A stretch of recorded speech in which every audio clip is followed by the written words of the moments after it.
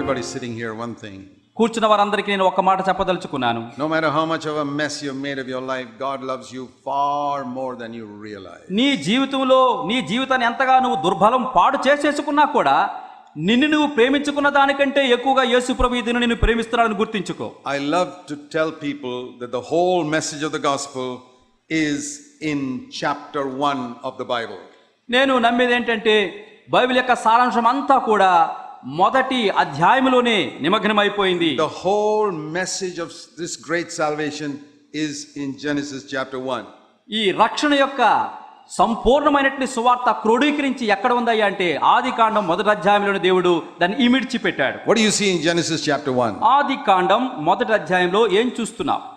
In the first verse it says God created the heaven and the earth, which means he made it perfect.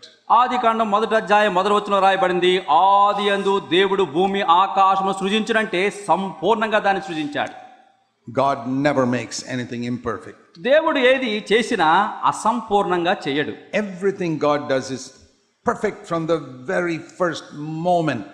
దేవుడు దేన్ని చేసినా ఆ మొదటి గడియ క్షణము నుంచి కూడా సంపూర్ణమైనదిగా చేస్తాడు. So that was a perfect heaven and earth. కాబట్టి దేవుడు సృజించిన భూమి ఆకాశములు సంపూర్ణమైనవి. But by the time you come to verse 2, the earth has become dark and empty and shapeless.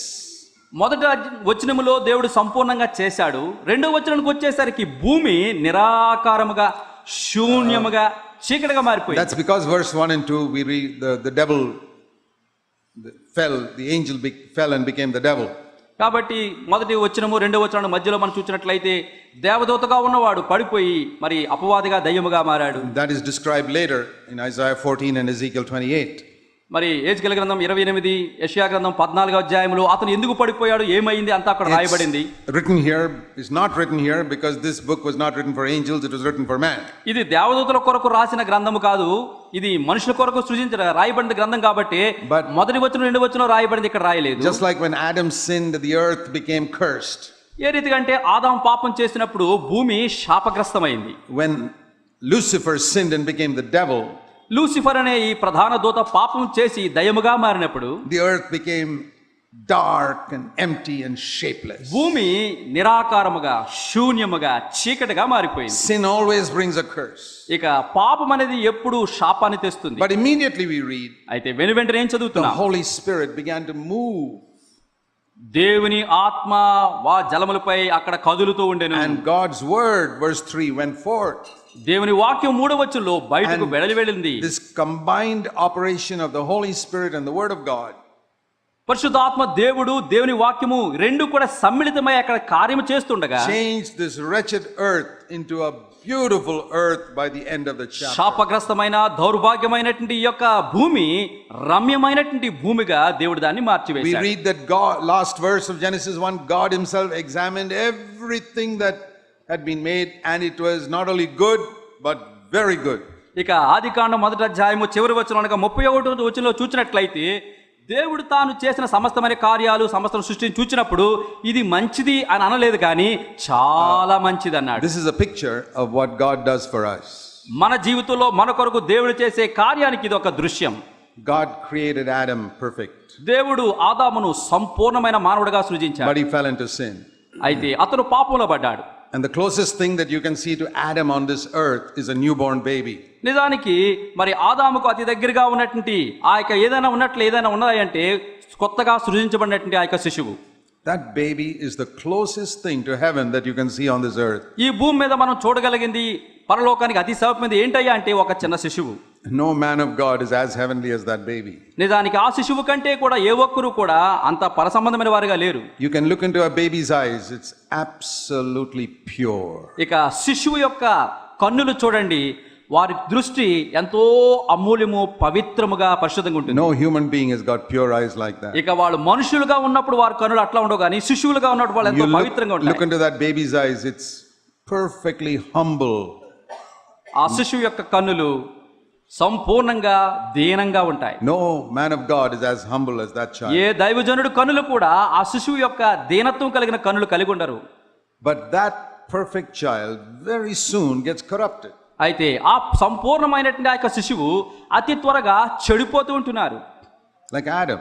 ఆదాము వలె. And then it becomes like it says in verse 2, shapeless, empty, dark.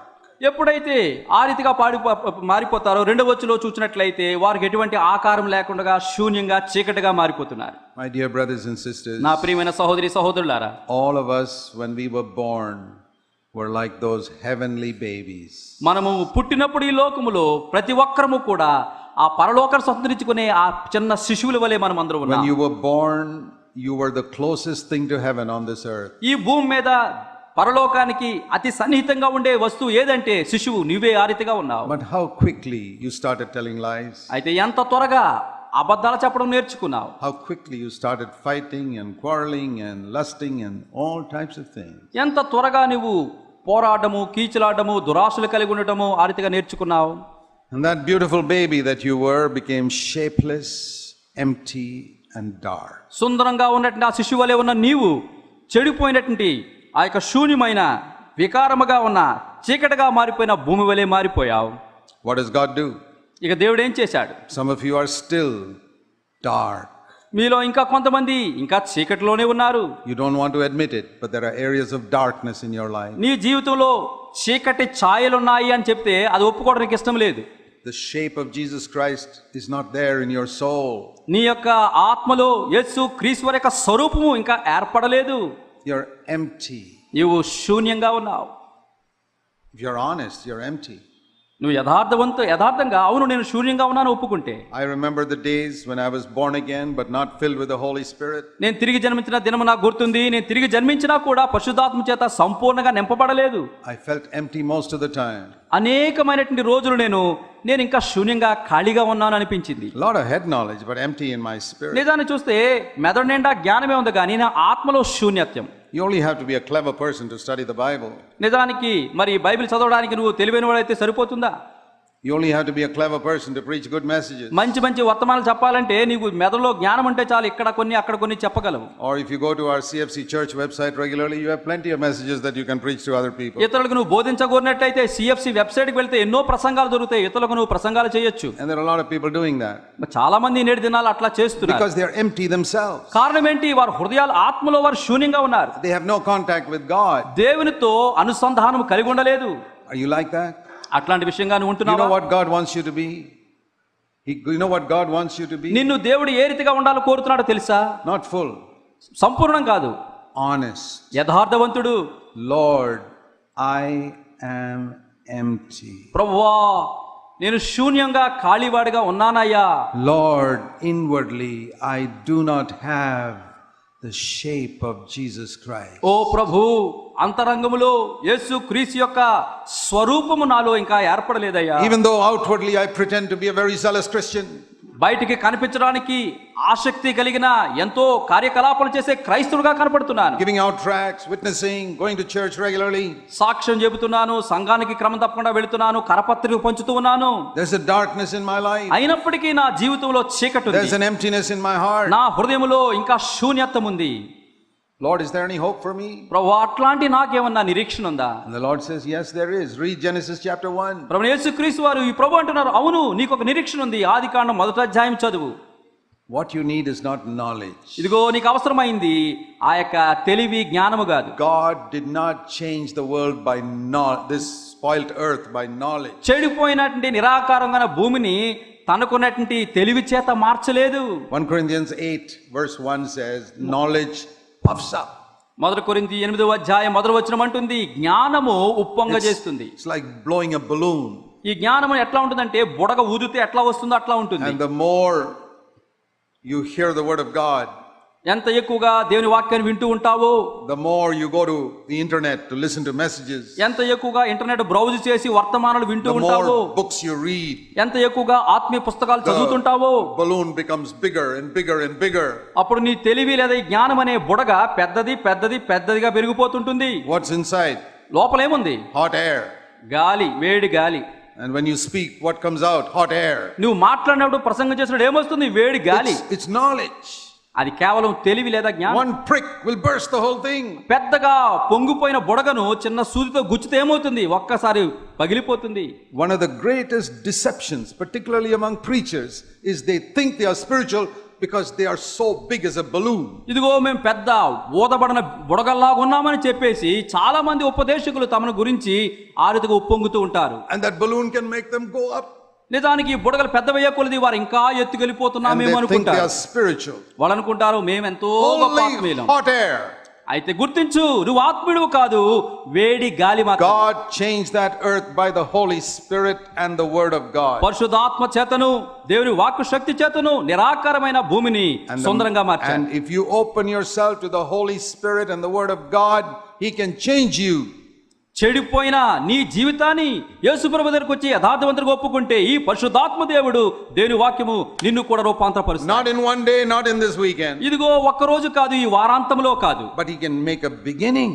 అయితే ప్రారంభాన్ని ఈ దినం ఆరంభిస్తాడు. On the first day, He puts some light. ఇదిగో మొదటి దినము వెలుతురు కలిగిస్తాడు. On the second day, He'll separate the heavenly from the earthly in your life. రెండవ దినము నాడు పర సంబంధమైన వాటిని భూ సంబంధ వాటి నుంచి వేరుపరుస్తాడు. Little by little, He does the work, and finally, you become perfect. కొంచెం కొంచెం కొంచెం కొంచెం ఖచ్చితంగా దేవుడు చేస్తాడు. చివరిగా నిన్ను సంపూర్ణ మానవుడిగా చేస్తాడు. All those things that God did in 6 days, He could have done in a moment. ఇదిగో 6 దినాల్లో దేవుడు చేసిన కార్యాలన్నీ దేవుడు తలుచుకుంటే ఒక క్షణంలో చేయగలడు. Why did He do it in 6 days? అయితే వాటిని 6 దినాల్లో చేశాడు. To show us that the change He wants to bring in your life is not going to be sudden, but gradual, day by day. దీని ద్వారా ఏం దేవుడు చెప్తున్నాడంటే నీ జీవితంలో దేవుడు కోరుకునే మార్పు ఒక్క క్షణంలో కాదు గాని క్రమక్రమం నిరంతరము మరి సంపూర్ణంగా జరగాలి. It will take more than 6 days in our life. మన జీవితాల్లో చూస్తే ఇటువంటి మార్పులకు 6 రోజుల కంటే ఎక్కువ పడుతుంది. It may take 60 years. బహుశా 60 సంవత్సరాలు పట్టొచ్చేమో. But if it is take 60 years, every day God wants a change to come. 60 సంవత్సరాలు ఒకవేళ పట్టినట్లయితే దేవుడు కోరేది ఒకటే, ప్రతిరోజు నీలో కొంచెం మార్పు రావాలి.